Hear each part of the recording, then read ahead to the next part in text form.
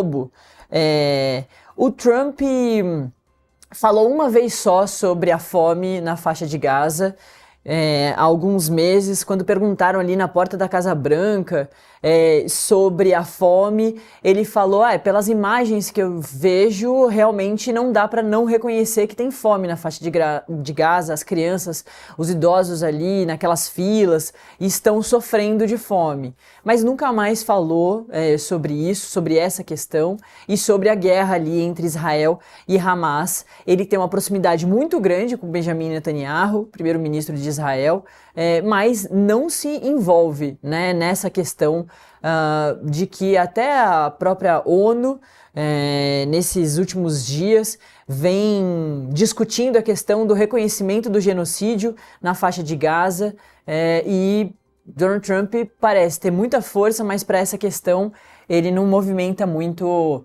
as suas forças. Sem dúvida nenhuma, né? Você tem toda a razão, Natália.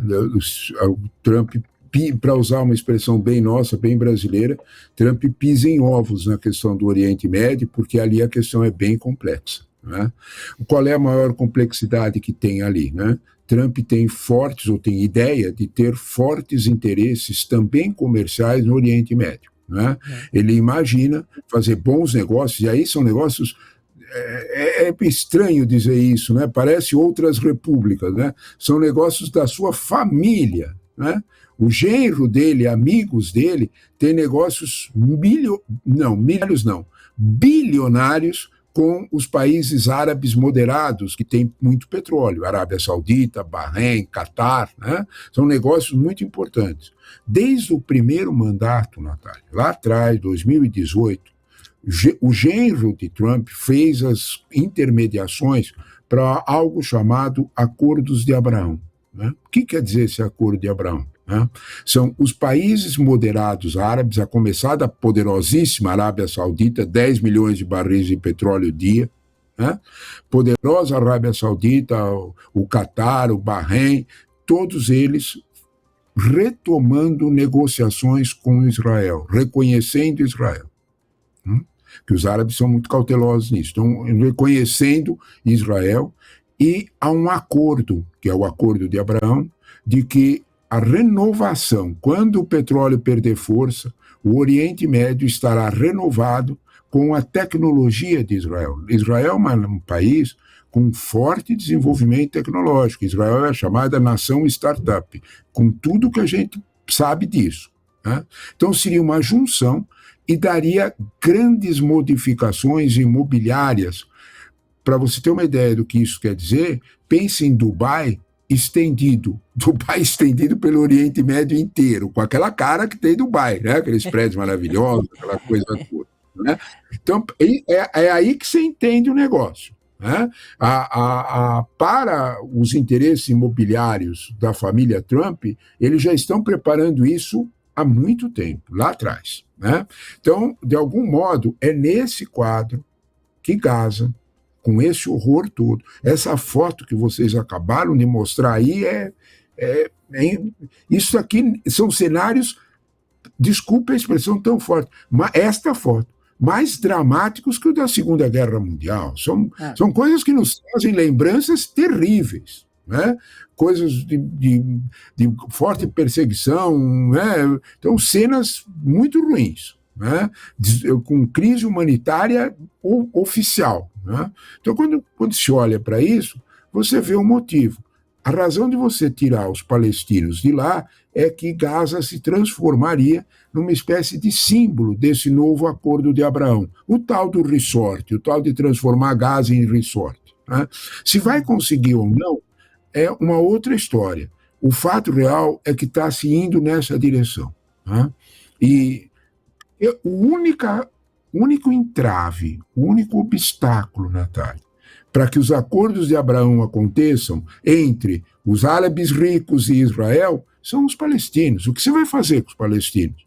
Não só em Gaza, como na Cisjordânia. Você vai desaparecer com 2.400.000 pessoas em Gaza e mais de 4 milhões na Cisjordânia. O que você vai fazer com essa gente, né? Então, de alguma forma, a ideia é bastante complexa e envolve, de certo modo, interesses aí bem comerciais da família Trump. Isto vai se resolver imediatamente? Parece que não.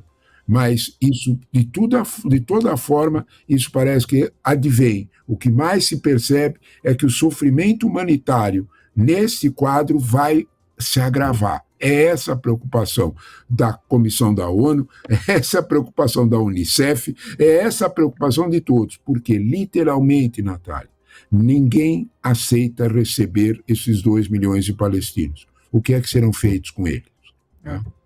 É isso, professor. E durante essa semana a gente teve, né, esse aumento nos ataques, a mega operação terrestre de Israel Sim. contra o Hamas pela faixa de Gaza, né, e as declarações de Benjamin Netanyahu, inclusive em parte do julgamento dele, né, ele que é investigado por diversos episódios de corrupção, por exemplo, e outros crimes, vem dando declarações de que esse é só o começo e que realmente a intenção é a retirada. Então que esses palestinos, essas pessoas deixem o território, porque vai ficar impossível de se viver lá. Tem outras imagens muito tristes, enfim, desastrosas, horrorosas. Dá pra gente usar um montão de palavra aqui, né, professor, que mostram as comparações da faixa de Gaza meses atrás com agora, né, avenidas, aquela aquela impressão de uma mínima paz ali, ou de um dia a dia, de uma rotina, porque tudo isso foi perdido, né? Além da fome, da desnutrição, da falta da ajuda humanitária, porque nem isso Israel vem dando ali, né? E o Hamas também, enfim, corredores humanitários, enfim. Além disso, a perda de rotina, né? Não saber se no dia seguinte você vai ter a tua casa ainda, se você vai conseguir ir à escola, se a sua família vai estar viva. É um negócio desastroso, além de diversos crimes de guerra. Fome, desnutrição, forçar isso já é um crime de guerra, mas a matança de jornalistas, né? A matança de gente em hospitais, né? O hospital sendo um alvo, são diversos registros. Eu acho, né, professor, o senhor como um professor vem falando sobre esses registros históricos.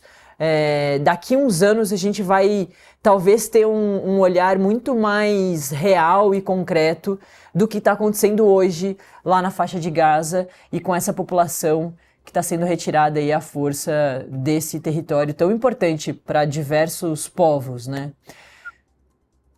Sem dúvida nenhuma. Nós temos que lembrar isso e lembrar um aspecto que você retomou aqui, que é essencial e que a história vai nos provar. Né? Qual é o aspecto? E o único interessado na continuação dessa guerra é o senhor Benjamin Netanyahu. Porque a hora que essa guerra acabar, ele vai ter que prestar contas políticas e à justiça de Israel.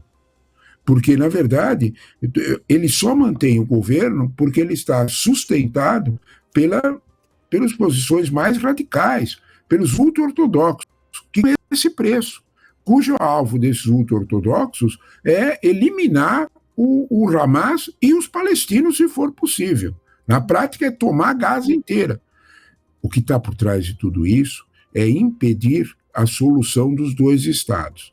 Nós vamos ter, na semana que vem, a Assembleia Geral da ONU.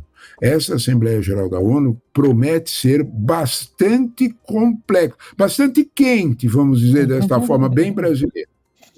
Porque o que é que ela vai trazer, não é? 2 países integrantes do Conselho de Segurança Nacional, do Conselho de Segurança da ONU, não é? Que é Inglaterra e França, reconhecendo o Estado palestino. Isso é muito grave, isso é muito importante, porque agora não são mais só os 142 países que aprovaram uma gestão de 2 estados convivendo. Agora é França e Inglaterra, integrante do Conselho de Segurança, são 5 integrantes, China, Estados Unidos, Rússia, Inglaterra e França. 2 deles estão dizendo, nós reconhecemos palestinos. O Estado palestino. Esse quadro deixa Netanyahu numa situação bem complexa. Por quê? Porque, na prática, isso vai significar que o mundo da ONU está dizendo, chega, nós vamos reconhecer o Estado palestino, a solução de 2 estados, que é a última coisa que Netanyahu e esses grupos radicais ultra-ortodoxos aceitam. Israel, a gente tem sempre que pensar nesses termos. Israel são 2, pelo menos. Uma Israel é de Netanyahu, a outra Israel é a mesma que você lembrou, que queria viver em paz.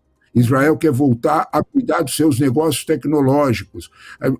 Israel, a economia israelense está parada com essa guerra. Essa outra parte de Israel olha para isso e diz, para manter você no poder, nós estamos fazendo isso aqui e nos prejudicando dessa forma. Nós vamos ver embates políticos fortes aí pela frente, também dentro de Israel. É isso, e geralmente a gente não pondera isso, né, professor? A gente fica ali muito na Israel, Hamas, mas a gente fala pouco do israelense que não concorda com a guerra, não aguenta mais a guerra, né? Acho que a gente também, até como imprensa, muitas vezes fica muito focada ali no conflito e precisa fazer todos esses registros, mas também precisa acompanhar como é que é isso, né? Como é que é essa vida ali do israelense que não concorda mais com a guerra, que não aguenta mais, já são anos, né, de conflito ali, enfim. Além de serem décadas, né? Esse conflito específico já dura anos entre o Israel e Hamas, mas, enfim, é um conflito histórico.